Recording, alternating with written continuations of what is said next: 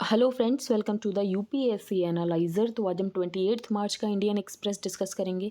And if you are liking this analysis then please like share and subscribe. And if you want to join the Telegram group of UPSC analyser then you can join. आपको link और channel का name description box में मिल जाएगा। यहाँ पर first news है, states too can define minority status centre. Granting the prayer of petitioner to identify minorities at the state level would mean that the center will have to take a decision on according Hindus and smaller groups with minority status in places such as Kashmir, Punjab and many northeastern states. अब issue क्या है, अश्विनी उपाध्याय नाम का एक petitioner supreme court में petition लेकर गया और इनका ये कहना था कि हिंदूज जिन स्टेट्स या यूनियन टेरिटरीज में माइनॉरिटी में हैं तो उनको वहाँ पर माइनॉरिटी स्टेटस का दर्जा मिलना चाहिए according to TMA Pai case. TMA Pai case अभी हम डिस्कस करेंगे। तो यहाँ पर union ministry of minority affairs ने अब एफिडेविट फाइल किया है और इसमें union ministry of minority affairs का ये कहना है कि स्टेट्स के पास भी पावर है that they can declare communities as minority. तो अगर उनके स्टेट में कोई भी कम्युनिटी अगर माइनॉरिटी में है तो स्टेट्स के पास भी पावर है कि वो उस कम्युनिटी को माइनॉरिटी स्टेटस दे सकते हैं। तो in an affidavit filed in the top court the Union ministry of minority Affairs said state governments can also declare a religious और linguistic community as a minority community within the state. Censured by the supreme Court for not taking stand. तो ये issue काफ़ी पुराना है, बहुत पहले से petition जा चुकी है, लेकिन उसके बाद भी सेंटर ने कोई स्टैंड नहीं लिया। लेकिन अब फाइनली यहाँ पर सेंटर ने स्टैंड ये लिया है कि यहाँ पर स्टेट गवर्नमेंट के पास भी पावर है कि वो यहाँ पर कम्युनिटी को माइनॉरिटी स्टेटस दे सकते हैं in a particular state. The centre has finally broken its silence and put the onus on state saying that they too have the power to declare communities as minority. अगर हम 2011 census देखें तो Hindus minority में है Lakshadweep, Mizoram, Nagaland, Meghalaya, Jammu and Kashmir, Arunachal Pradesh, Manipur and Punjab. And they should be given minority status in these states in accordance with the principle laid down by the supreme court in 2002 TMA Pai ruling. अब TMA Pai case में supreme court का ये कहना था जो article 30 में यहाँ पर मिनॉरिटी को राइट्स मिले हुए हैं कि वो अपने एजुकेशनल इंस्टीट्यूशंस को इस्टेब्लिश कर सकते हैं और एडमिनिस्टर कर सकते हैं, ये राइट्स उन मिनॉरिटीज़ तक भी जाएंगे जो कि किसी पर्टिकुलर स्टेट में मिनॉरिटी हैं। तो in the TMA Pai case the supreme Court had said that for the purposes of article 30 that deals with the rights of minorities to establish and administer education institutions, religious and linguistic minorities have to be considered state wise. तो यहाँ पर religious और linguistic minorities को state wise consider किया जाएगा और ये जो राइट्स मिले हैं to administer your own educational institutions, तो ये स्टेट वाइज यहाँ पर मिनॉरिटीज़ को आइडेंटिफाई किया जाएगा और उसके बाद ये राइट्स उनको दिए जाएंगे। अब जो सेक्शन 2C है national commission for minorities act 1992, उसमें सेंटर ने 1993 में 5 कम्युनिटीज़ को यहाँ पर माइनॉरिटी स्टेटस दिया था। वो थी Muslim, Sikh, Buddhist, Parsis and Christians. 2014 में इसमें जैन को भी ऐड किया गया था, लेकिन इसमें हिंदूज़ को ऐड नहीं किया गया था। अब गवर्नमेंट ने बताया है कि that under the constitution parliament और स्टेट लेजिस्लेचर्स दोनों के पास ही कॉन्करेंट पावर्स हैं to enact law to provide for the protection of minorities and their interest. तो यहाँ पर कॉन्करेंट पावर्स है पार्लियामेंट और स्टेट लेजिस्लेचर दोनों के पास ही to provide for the protection of minorities and their interest. अब ये मैंने आपको बता दिया कि नेशनल कमीशन ऑफ मिनॉरिटीज़ का ये कहना था कि section 2C of the NCM act में सिर्फ सेंटर के पास ही पावर है कि किसी कम्युनिटी को यहाँ पर मिनॉरिटी का स्टेटस दिया जा सकता है। लेकिन यहाँ पर अब सेंटर ने क्लियर कर दिया है कि यहाँ पर स्टेट्स के पास भी पावर है कि with in a particular state किसी मिनॉरिटी को यहाँ पर स्टेटस दिया जा सकता है मिनॉरिटी का। तो आई होप ये न्यूज़ आपको क्लियर हो गई हो। सेकेंड न्यूज़ हम डिस्कस करेंगे इंडिया मालदीव्स के बीच का जो भी कोलैबोरेशन है। Defence cooperation is a crucial component of the India Maldives relationship. इसके अलावा कोस्टल रडार सिस्टम जो कि हमने यहाँ पर मालदीव्स को दिया, तो Maldivian defence forces of the coastal radar system comprising 10 radar stations. On his discussions with Shahid on strategic issues, Jaishankar said. अब यहाँ पर रीजनल सिक्योरिटी और मैरीटाइम सेफ्टी इश्यूज़ के ऊपर डिस्कशन हुआ है। इसके अलावा जो ट्रांसनेशनल क्राइम्स और टेररिज्म का थ्रेट है उससे कैसे यहाँ पर लड़ा जाए उसके बारे में डिस्कशन हुआ है। National college of policing and law enforcement जो कि इनॉग्रेट किया गया है संडे को मालदीव्स में, ये इंडिया की ग्रांट से ही बनाया गया है मालदीव्स में। तो national college of policing and law enforcement which was inaugurated on Sunday is India's largest grant funded project in Maldives, Jaishankar said it will assist the Maldives police service. इसके अलावा ग्रेटर माले कनेक्टिविटी प्रोजेक्ट जो कि इंडिया बना रहा है वहाँ पर। The two sides signed a pact paving the way for connectivity between the higher education network of Maldives. तो यहाँ पर एक नेटवर्क बनाया जाएगा between the higher education network of Maldives and the national knowledge network of India. इसके अलावा दोनों countries एक दूसरे के कोविड वैक्सीन सर्टिफिकेट्स को म्यूचुअली रिकॉग्नाइज करेंगे. तो they also signed an agreement for reciprocal recognition of Covid vaccination certificates. तो इंडिया और मालदीव्स के बीच के जो भी बाइलेटरल रिलेशंस हैं तो उसके बारे में आपको एक दो पॉइंट्स यहाँ से मिल जाएंगे.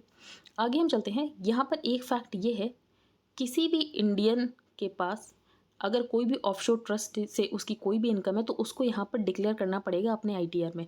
तो Indians are required to declare any association with any offshore trust, भले ही वो इंडियन उसका सेटलर हो या ट्रस्टी हो या बेनिफिशियरी हो. तो in the foreign asset declaration of their income tax return ये बताना पड़ेगा. और अगर नहीं ये इन्फॉर्मेशन दी जाती तो उसका मतलब ये है they are liable for stiff penalties and fines under the 2015 black money act. तो Indians are required to declare any association with any offshore trust, भले ही वो सेटलर की फॉर्म में हो, ट्रस्टी की फॉर्म में हो, बेनिफिशियरी की फॉर्म में हो. यहाँ पर कोई इंपॉर्टेंट न्यूज़ नहीं है. प्रमोद सावंत ओथ लेंगे गोवा सीएम की. तो प्रमोद सावंत गोवा के सीएम है, बस इतना इंपॉर्टेंट है. आगे हम चलते हैं. यहाँ पर एक एनेक्डोट शेयर किया गया है बाय द नितिन गडकरी. तो यहाँ पर इन्होंने जब बीजेपी को ज्वाइन किया था तब बीजेपी की लोकसभा में 2 सीट्स थी. आज बीजेपी की जितनी भी सीट्स हो दैट इज़ नॉट इम्पॉर्टेंट.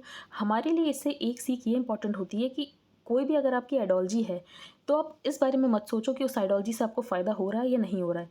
क्योंकि अगर आप ये अपनी आइडियोलॉजी को ये सोचकर आप छोड़ दोगे कि इससे आपको फ़ायदा नहीं हो रहा, तो बेसिकली आप हमेशा अपने इनर सेल्फ के साथ कॉन्ट्रडिक्शन में रहोगे. तो अगर आप चाहते हो कि आपके इनर सेल्फ के साथ आपका कभी कॉन्ट्रडिक्शन ना हो तो इसके लिए ज़रूरी है कि जो आपके प्रिंसिपल्स हैं आप उसी को फॉलो करो.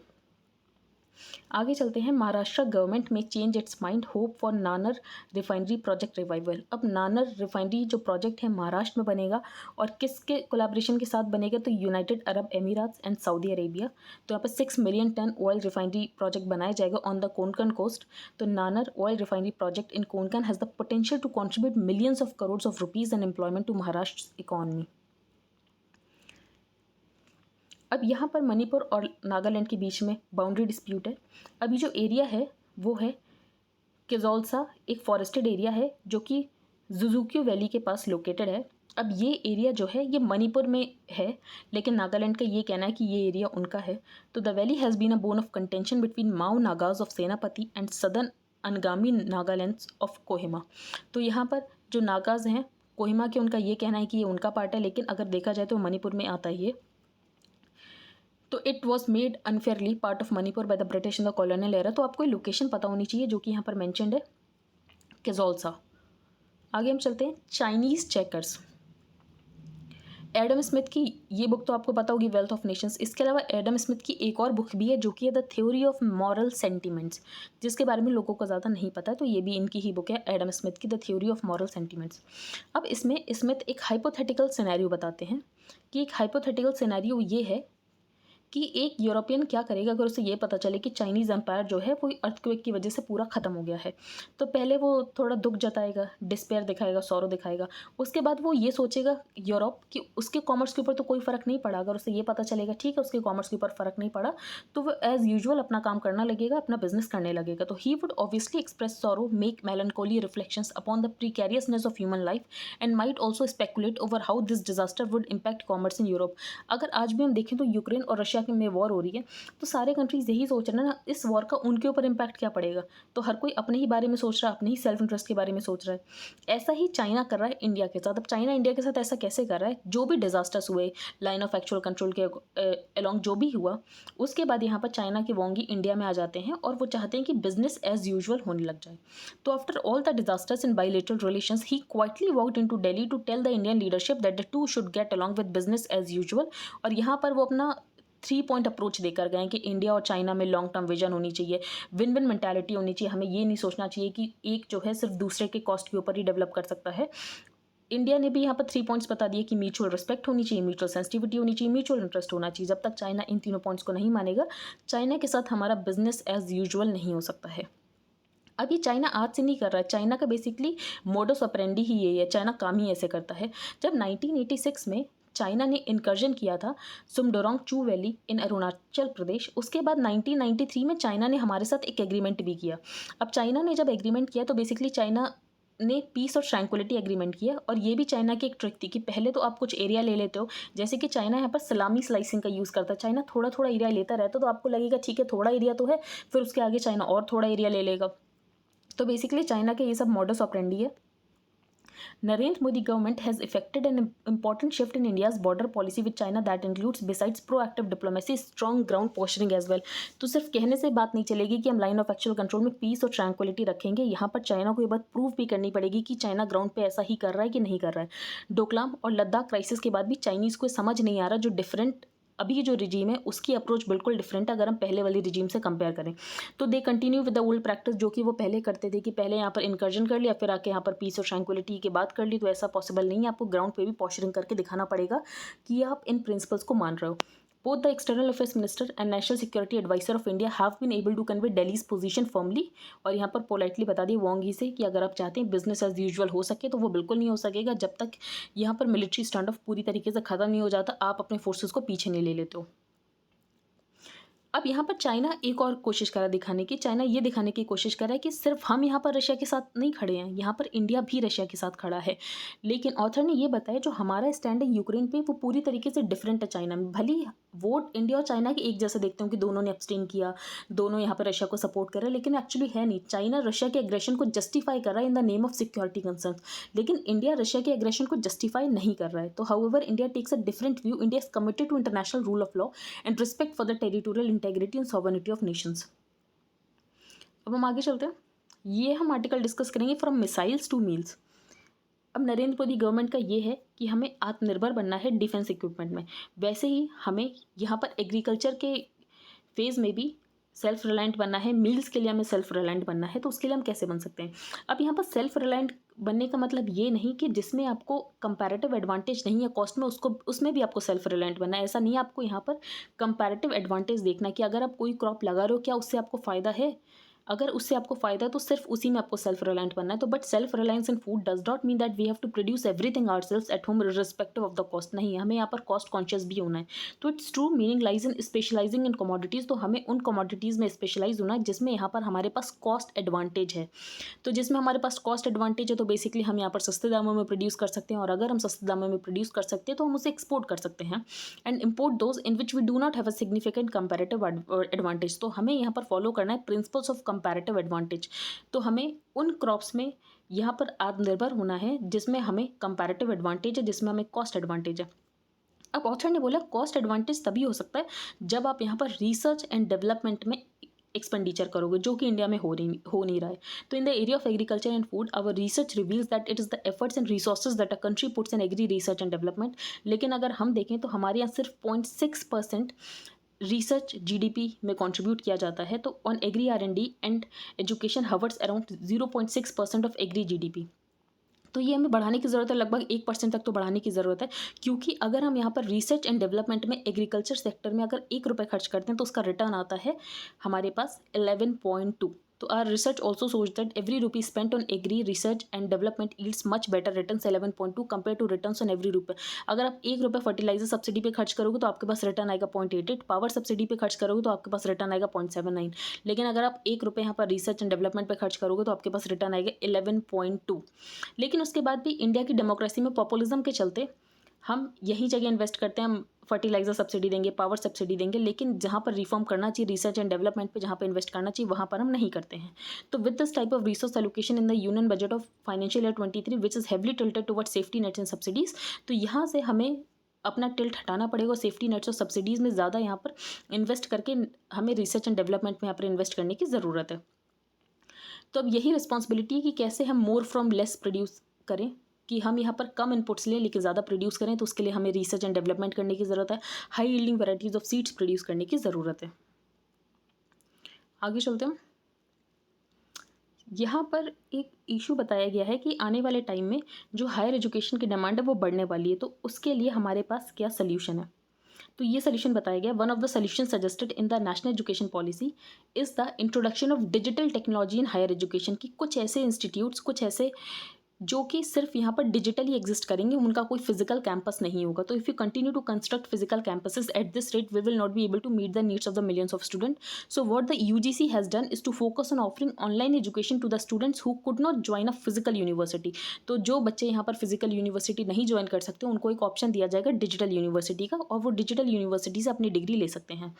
अब इससे एक प्रॉब्लम ये आएगी कि अगर आप कैंपस में जाते हो, फिजिकल कैंपस अगर आप अटेंड करते हो, तो उसकी वजह से आपके अंदर सोशल स्किल्स आते हैं, आपका नेटवर्किंग डेवलप होता है, तो वो एक प्रॉब्लम होगी। लेकिन उसका भी यहाँ पर सोल्यूशन बताया गया है, लेकिन मुझे सोल्यूशन ज़्यादा ठीक नहीं लगा। तो यहाँ पर ये बताया गया कि एक सोशल एस्पेक्ट है। तो अगर आप ये कहना चाह रहे हो कि अगर कोई इंसान फिजिकल यूनिवर्सिटी नहीं जाएगा तो उसकी नेटवर्किंग नहीं डेवलप हो पाएगी, उसका पीयर ग्रुप नहीं डेवलप हो पाएगा, तो ये ट्रू है। लेकिन इसको आप दो साइड से देख सकते हो। फॉर एग्जाम्पल, वो अपने पेरेंट्स से दूर नहीं जाएगा, वो अपने पेरेंट्स के साथ ही रहकर अपनी एजुकेशन पूरी कर सकता है, तो उसका जो सोशल बॉन्ड है विद इन द फैमिली वो ज़्यादा बनेगा। तो एक तरफ से हम देखें तो उसको सोशल बॉन्ड तो बन ही रहा है। तो ये इसमें जस्टिफिकेशन दिया गया है, जो कि है मैंने आपको बता दिया। Cash with public at new high this fiscal even as digital payments rise by a third. तो यहाँ पर लेस कैश सोसाइटी को गवर्नमेंट पुश करी, उसके बाद भी यहाँ पर जो कैश है वो लगातार बढ़ रहा है, और अभी भी जो प्रेफर्ड मोड ऑफ पेमेंट है वो कैश ही है। करेंसी विद पब्लिक की डेफिनेशन क्या है? तो currency with public is arrived at after deducting cash with banks from total currency in circulation. तो currency in circulation minus cash with banks, तो ये आ गया हमारे पास करेंसी विद पब्लिक। अब करेंसी इन सर्कुलेशन क्या होता है? तो currency notes and coins issued by the central bank within a country, जो कि यूज़ किया जा रहा है for the transaction between consumers and businesses. तो ये होता है करेंसी इन सर्कुलेशन। और करेंसी विद पब्लिक मैंने आपको बता दिया कि टोटल करेंसी इन सर्कुलेशन में से माइनस कर दो जो कि कैश बैंक्स के पास है, तो ये हो जाता है करेंसी विद पब्लिक। इंडिया और यूएई का एग्रीमेंट जो कि फरवरी में ही साइन हो चुका है, कॉम्प्रहेंसिव इकोनॉमिक पार्टनरशिप एग्रीमेंट। तो आपको पता होना चाहिए इंडिया और यूएई के बीच सेपा साइन हो चुका है। आगे चलते हैं। अब यहाँ पर एक एयरपोर्ट, इंटरनेशनल एयरपोर्ट है श्रीलंका में, जो कि रिवाइव किया गया 54 ईयर्स के बाद, रतमलाना इंटरनेशनल एयरपोर्ट। तो Sri Lanka's oldest and first international airport was relaunched on Sunday with its first international flight, जिसका नाम है रतमलाना इंटरनेशनल एयरपोर्ट। ये है श्रीलंका में। द फॉर्मेट फॉर CUET ये हम डिस्कस नहीं करेंगे कि कौन से एग्जाम में कौन से सब्जेक्ट्स आने वाले हैं, डोमेन क्या है, ये हम डिस्कस नहीं करेंगे। ये हम डिस्कस करेंगे MP quota in KVs and why an attempt to scrap it. अब केंद्रीय विद्यालय संगठन, जो कि एक ऑटोनॉमस बॉडी है under the ministry of education, जो कि KVs को मैनेज करती है, इसने 1975 में एक स्पेशल स्कीम लेकर आए थे, और यहाँ पर लोकसभा और राज्यसभा के MPs को एक फिक्स्ड कोटा दिया गया था कि आपको बेसिकली 5, पहले 2 का था, फिर 5 कर दिया, फिर 10 कर दिया, कि आप यहाँ पर 10 स्टूडेंट्स को रिकमेंड कर सकते हो for the admission in KVs। Granting these discretionary powers was aimed at helping MPs serve their constituencies better। जो MPs की रिकमेंडेशन है पहले सिर्फ क्लासेस 1 से 9 तक की थी। इसके अलावा जो चिल्ड्रन MP की मतलब जिन बच्चों के पेरेंट्स MP की कॉन्स्टिट्यूंसी से बिलोंग करते हैं, उनके लिए ये यहाँ पर रिकमेंडेशन दे सकते थे। इसके अलावा एजुकेशन मिनिस्टर को एक डिस्क्रिशनरी कोटा दिया गया था कि वो 450 बच्चों को रिकमेंड कर सकते हैं फॉर द KVs। अब प्रॉब्लम ये है कि जो KV की यहाँ पर अलॉटेड सेंक्शनड है, उससे ज़्यादा यहाँ पर इनको पावर दे दी गई थी। For example, admissions against the MP quota and also the education ministry's discretionary quota are above the sanctioned seat strength across KVs। तो यहाँ पर बेसिकली अगर 100 सीट्स हो तो इनके पास जो दे दिए गए थे 7880, वो अबव द सेंक्शनड स्ट्रेंथ है। तो जिसकी वजह से यहाँ पर जो स्टूडेंट टू पीपल रेशियो है वो यहाँ पर डिस्टर्ब हो गया, तो टीचर टू पीपल रेशियो वो यहाँ पर डिस्टर्ब हो गया। तो because the excess admission distort the student teacher ratio and deprive meritorious students of an opportunity to study in Kendriya Vidyalaya. तो अब बात चल रही है कि ये जो कोटा है पूरी तरीके से खत्म कर दिया जाए। What is behind the new anti India campaign in the Maldives? जो आर्किपेलागो है, जो मॉलडीव्स है, वो आर्किपेलागो नेशन है, लगभग 5 लाख लोग वहाँ पर रहते हैं। 2005 में ही मॉलडीव्स को डेमोक्रेसी मिली है। अब दोनों ही कंट्रीज़, इंडिया और चाइना, अपनी इन्फ्लुएंस करने की कोशिश करते हैं मॉलडीव्स को। तो India and China have vied for influence in the Maldives and Islamist have found a base in the country where Islam is the state religion. और मोस्टली वहाँ पर इस्लाम स्टेट रिलीजन है, तो इस्लामिस्ट भी वहाँ पर एक तरीके का बेस कवर करने की कोशिश कर रहे हैं। तो यहाँ पर हम देख रहे हैं इंडिया और चाइना इन्फ्लुएंस करने की कोशिश कर रहे हैं, इस्लामिस्ट नेशन वहाँ पर इन्फ्लुएंस करने की कोशिश कर रहे हैं। अगर हम अभी की गवर्नमेंट देखें तो वहाँ पर प्रो इंडियन गवर्नमेंट है। इससे पहले की जो गवर्नमेंट थी वो प्रो चाइनीज़ गवर्नमेंट थी। अब जो प्रो चाइनीज़ गवर्नमेंट है, जो बेसिकली अपोजिशन पार्टी है, वो यहाँ पर एक प्रोटेस्ट कराते हैं, इंडिया आउट कैंपेन। इनका ये कहना है कि बेसिकली जो अभी की गवर्नमेंट है वो इंडिया को एक बेस दे रही है मॉलडीव्स में, और मॉलडीव्स में एक फॉरेन बेस बन रहा है। तो attention has focus particularly on the cooperation between the 2 countries to develop a harbour on the Uthuru Thilafalhu atoll. तो जो उथुरु थिलाफालू अटॉल है, इसमें इनका ये कहना है कि इंडिया को फॉरेन बेस बनाने के लिए दे दिया गया, लेकिन ऐसी बात नहीं है। तो ये आपको लोकेशन पता होनी चाहिए, उथुरु थिलाफालू अटॉल, और बाकी आपको ये पूरा इशू पता है। इंडिया और मालदीव्स की कोऑपरेशन हमने डिस्कस कर ली। मालदीव्स की एक पॉलिसी, इंडिया फर्स्ट पॉलिसी, अभी की जो प्रेजेंट गवर्नमेंट है उसकी। तो MDP has begin and India first campaign and had even drafted legislation to criminalise anti India protest as anti national, लेकिन ये जो लेजिस्लेशन है उसको यहाँ पर ड्रॉप कर दिया गया है। इसके अलावा इंडिया ड्रिवन एक Indian ocean mini lateral Colombo security conclave है, मालदीव्स उसका भी पार्ट है। इंडिया ने इसके अलावा 50 मिलियन लाइन ऑफ क्रेडिट दिया है मालदीव्स को for defence purposes and the countries have agreed to combat terrorism in all its form and manifestation. तो यहाँ पर दोनों ही कंट्रीज टेररिज्म को खत्म करने की कोशिश करेंगे कोलैबोरेट करके। तो आई होप आपको आज का न्यूज़पेपर समझ आ गया हो। If you like the video then please like share and subscribe. Thank you and have a nice day.